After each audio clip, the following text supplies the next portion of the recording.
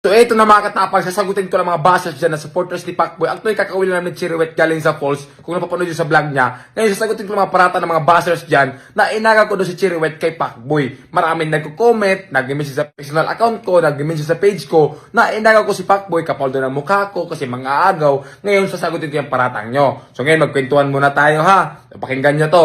So bago kami nagkarelasyon ni Chiriwet, bago kami nagka-jowa, nasa Manila pa si Chiriwet, nag-uusap na kami, nag-video call. Ang gagawin lang sana namin is collaboration. So, make the story short, tinanong ko si Chiriwet kung may jowa ba siya. Anong sagot ni Chiriwet? Wala akong jowa, matagal na akong walang jowa. So, siyempre ako yung taong hindi may pagka-marites, hindi na ako nagtanong about sa kanya. Kung about sa kanya kay Pacboy, ang sa akin lang is komportable na ako na wala siyang jowa. So, siyempre ako din naman na wala akong jowa. Okay, ganito, make the story short. So, habang tumatagal yung pag-uusap namin, pakikilala sa isa't isa, habang lagi kami nag-video call, nagkaroon kami ng feelings, nagka-develop kami, hanggang umabot sa punto na pumunta siya ng Cebu, nagkaroon na ng something sa aming dalawa. So, wag yung sabihin na inaga ko si Chiriwet kay Pacboy. So, imposible naman ang babae papatol sa isang lalaki na may karelasyon. Alam nyo yan, girls, na hindi nyo gawain yan na magpagrelasyon sa ibang lalaki na may relasyon kayo. So,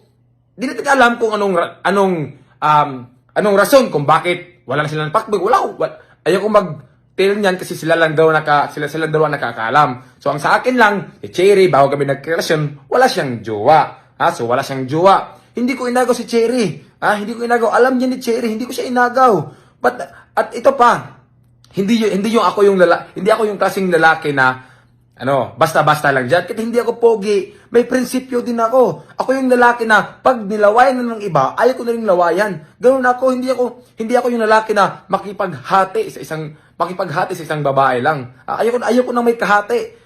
Kaya wag yung sabihin na nang aagaw ako kay Chiriwet. Si Chiriwet mismo nakakaalam yan. So hindi ko alam kung anong rason nila kay Pacboy. So ang sabi lang sa akin, matagal na siyang walang jowa. So hindi ko tinanong sila about sa kanila ni Pacboy. Yun lang kasi privacy nila yan. So ito pa, naiinis ako kasi sabi nila, content lang daw kami ni Chiriwet. Intindihan ko kayo kasi nga nangyari sa akin nung nakaraan na nag-reveal ako ng jowa na hindi ko jowa. So ngayon, imposible naman na content lang kami, di ba? Halos na yun sa vlog namin, puro nangalaplapan, sasabihin nyo, content pa rin.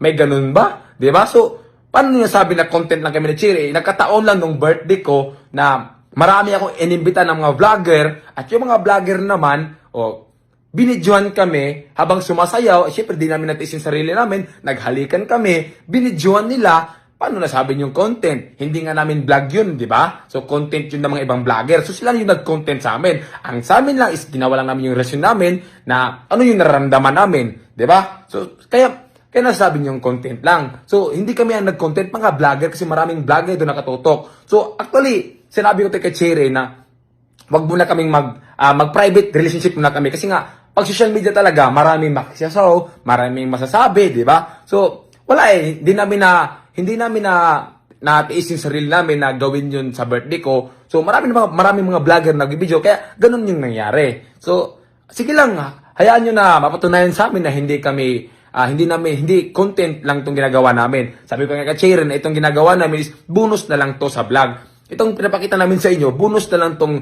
anong meron kami sa relasyon. Kasi hindi ko rin naman gusto na mag-reveal social media. Nagkataon lang talaga na yung nag-reveal is yung mga vlogger doon. Maraming nagbibideo na naghahalikan kami, di ba? So ano pa yan? At yun lang kinainisan ko na mang-aagaw ako ng jowa. Hindi ko yung gawain ng mga agaw ng jowa. Kung alam ko lang na may jowa si Cherry, ba't ako papatol doon? Ang mangyayari lang sana doon is collaboration.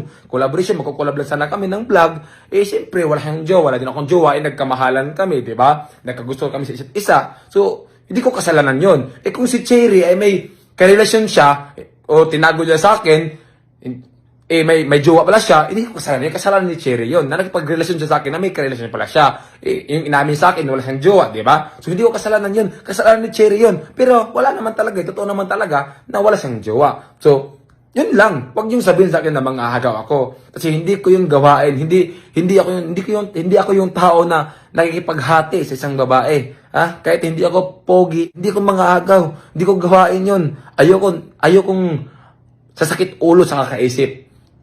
Di ba? Kaya wag yung sabihin sa akin ha, nangaagaw akong jowa. So yun lang, naiinis lang talaga ako sa mga basos. Pasensya nyo, di ako nagalit. Nagpalabas lang ako ng aking nararamdaman sa mga sinasabi sa ibang tao dyan. Kasi ito lang ako, nagpakatotoo lang ako sa kay Cherry. So, yun lang, pasensya na kayo kung ano yung, kung parang galit ako. Naiinis lang talaga ako sa mga nagko-comment at nagbabas dyan.